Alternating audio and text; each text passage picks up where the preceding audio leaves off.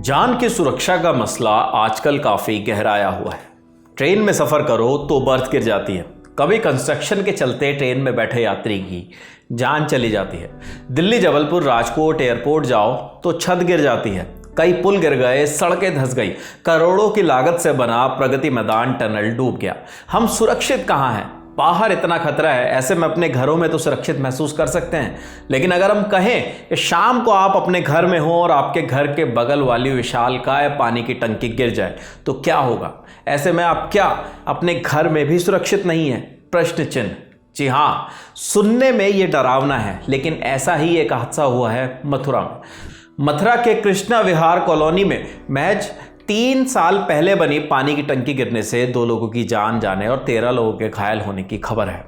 जी हाँ, 2.5 लाख लीटर की क्षमता वाली ये टंकी बीते दिन शाम 5 बजे भरभरा कर गिर गई। इसकी चपेट में कई घर आ गए, कई गाड़ियां तबाह हो गई।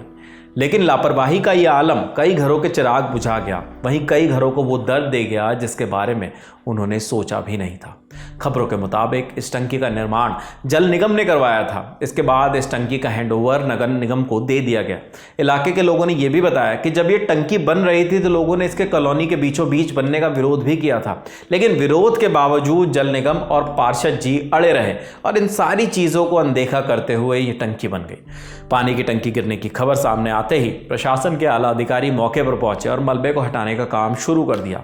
सेना और एनडीआरएफ की टीम भी मदद के लिए बुलाई गई। देखिए, कृष्णा विहार कॉलोनी में जो अभी शाम को 5 बजे के आसपास बारिश हो रही थी, उस दौरान पानी की टंकी जो 2500 केएल की थी वो अचानक गिर गई, जिससे आसपास के घरों में रहने वाले लगभग 10 लोग घायल हुए हैं, जिनको जिला अस्पताल में लाया गया है, जिसमें से एक की हालत गंभीर है, बाकी 9 सामान्य है, संतोषजनक, उनका इलाज चल रहा है यहाँ पे। इसके अलावा 2 कैजुअल्टी भी हुई है, एक 27 वर्ष की महिला और एक लगभग 80 वर्ष की महिला है। 2 लोगों की कैजुअल्टी भी हुई है। वहाँ पर रेस्क्यू ऑपरेशन चल रहा है। अब अंदर कोई दबा हुआ होने की आशंका नहीं है, फिर भी प्रिकॉशन के तौर पर वहाँ आर्मी को बुला लिया गया है। आर्मी की भी हेल्प ली जा रही। हमारी फायर ब्रिगेड की टीम जैसे ही सूचना मिली थी तत्काल मौके पर पहुँच गई थी वहाँ है, और हम एसएसपी साहब और हम लोगों की पूरी टीम वहाँ पर ऑलरेडी रेस्क्यू ऑपरेशन कर रही है। हमारा प्रयास यही है कि जल्दी जल्दी हम रेस्क्यू ऑपरेशन कंप्लीट कर लें, जिससे इस संभावना से बिल्कुल नकारा जा सके कि अंदर कोई दबाव हो तो उसको प्रॉपर ट्रीटमेंट दिया जा सके। इस घटना पर मथुरा विधायक श्रीकांत शर्मा ने भी कड़ी कार्रवाई करने की बात कही है। एक बहुत दुर्भाग्यपूर्ण घटना घटित हुई है और जब मैं मौके पर था तब घायलों की सही संख्या नहीं मिल रही थी। अभी यहाँ संख्या बढ़ी है, तो 13 लोग उसमें घायल हुए हैं, उसमें से 2 कैजुअल्टीज हुई हैं और बहुत दुखद है। बहुत गंभीरता से इस पूरे प्रकरण को लिया गया है। तुरंत जिलाधिकारी को आदेशित किया है कि तुरंत एफआईआर हो, जो भी इसका कॉन्ट्रैक्टर है और जो भी इसमें संलिप्त हैं, इसकी जांच होगी और जो दोषी होंगे उनके खिलाफ कठोर कार्रवाई होगी। यूपी के सीएम योगी आदित्यनाथ ने इस घटना का संज्ञान लिया है, साथ ही इस मामले में उच्च स्तरीय जांच की बात कही है। सीएम के आदेश पर डीएम शैलेंद्र सिंह इस घटना की जांच कर रहे हैं। मृतकों को 2-2 लाख और घायलों को 50-50 हज़ार रुपए देने का ऐलान भी कर दिया गया है। इस मामले में आगरा की कंस्ट्रक्शन कंपनी एसएम कंस्ट्रक्शन के खिलाफ जांच की जा रही है। फर्म से जुड़े मैसर्स बनवारी लाल और त्रिलोकी सिंह रावत को इस मामले में नामजद किया गया है, जबकि एफआईआर में फर्म और उससे जुड़े लोगों के द्वारा लापरवाही की बात बताई गई है। साथ ही टंकी निर्माण और प्रोजेक्ट से जुड़े अधिकारी और कर्मचारियों को भी एफआईआर में नामजद करने की खबर सामने आ रही है। हादसे के बाद खबर सामने आई और आनन फानन में कार्रवाई का दौर शुरू हो गया।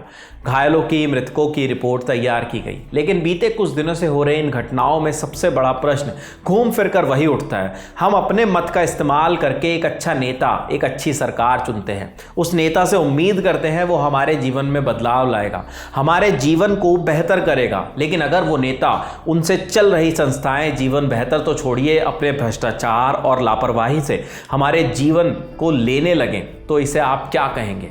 हादसा होता है, किसी परिवार का चिराग बुझ जाता है, एक दूसरे के सर ठीकरा पोड़ा जाता है, मुआवजों की घोषणा होती है और फिर अधिकारी और नेता अगली भ्रष्टाचार वाली फाइल साइन करने के लिए निकल पड़ते हैं। लेकिन आखिर कब तक सत्ता और पावर में बैठे लोग अपने पदों का दुरुपयोग कर भ्रष्टाचार फैलाएंगे?